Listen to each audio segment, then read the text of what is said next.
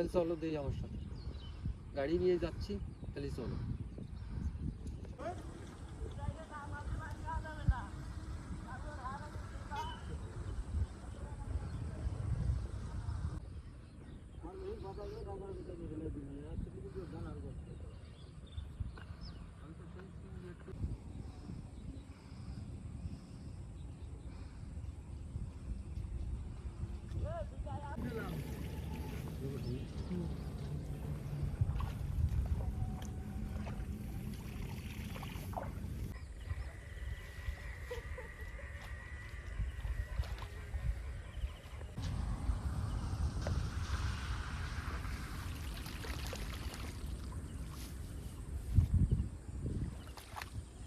বিঘার মতো জমি করেছি, প্রতি বছর প্রায় এরমই করি, 80-90-100 মণ ধান পাই। কিন্তু এবার তো দুর্ভোগ কারণে হঠাৎ বৃষ্টি ঝড় বন্যা এই তলায় গেছে।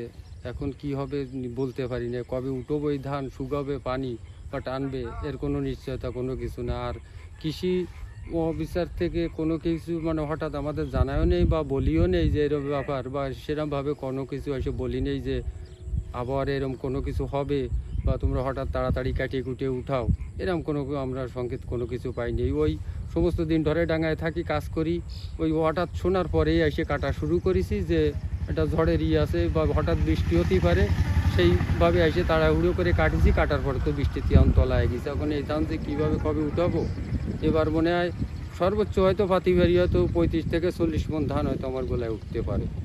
এবার খরচার টাকা আমার ঠিকভাবে উঠবে না। এখন যদি সরকার ইচ্ছা করে যে চাষির উপরে কোনো কিছু হয়তো আমরা তার মুখ তুলে চাই, আমাদের যদি কিছু আর্থিক সাহায্য করতে পারে, এটা হলো তাদের উপর নির্ভর।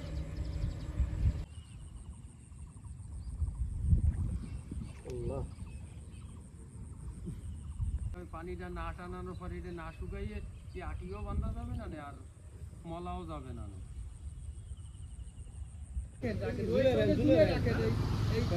দরজার সঙ্গে বা ইসের সঙ্গে যে কোনো খুঁটির সঙ্গে ঝুলাতে পারলে ঝুলে রাখেন, সমস্যা নেই।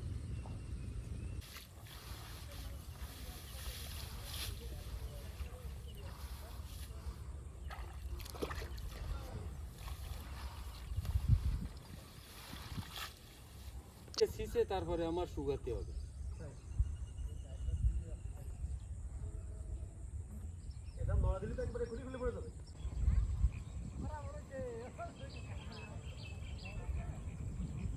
ভাই 1 সেকেন্ড একটু দাঁড়া, বক্তব্য নিলে।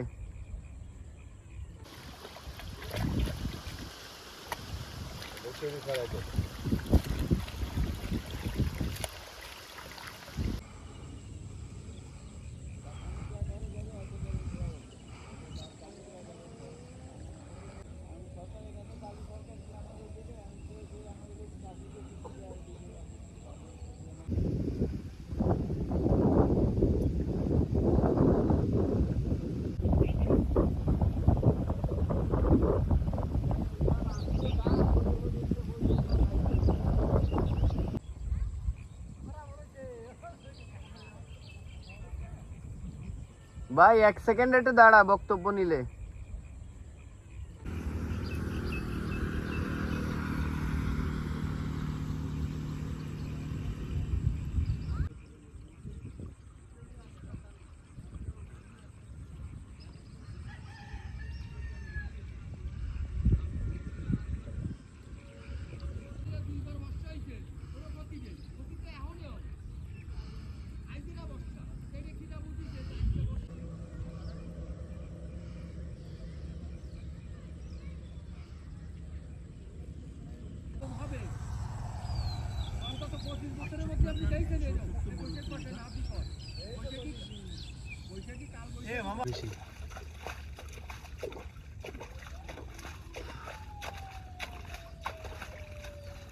না না, আমি যে আপনার অফিসে গেছিলে বিলিং ফাটাতে তো কি ফাটাবো, লাইট লাইটের জন্য অফিস।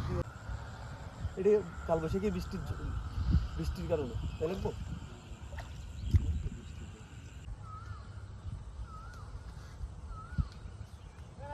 ওই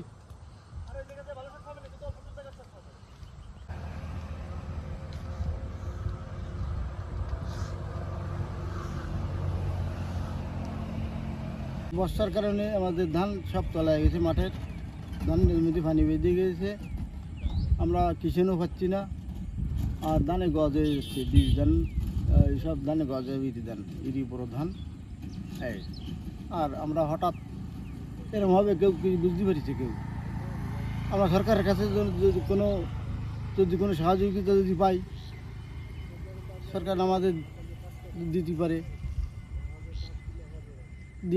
সরকারি সহযোগিতা দিতে পারে।